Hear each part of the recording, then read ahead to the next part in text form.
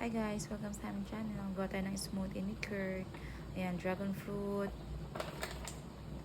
Sa mixed berry naman, strawberry lang gusto niya.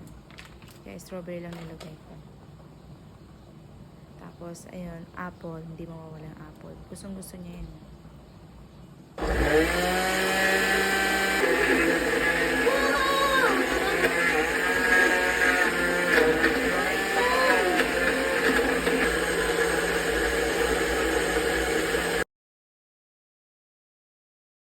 Ito naman yung sa akin guys, carrots.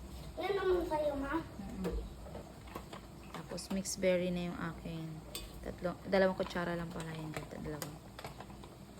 Tapos moringa powder, di mawawala. Dragon fruit, yung tira ni Kurt, ayan, nilagay ko. Isang bukas yan, hinati ko lang. Tapos yung kalahati ng kalahati na kay Kurt, tapos yung kalahati na sa akin. Para may flavor lang sa smoothie natin.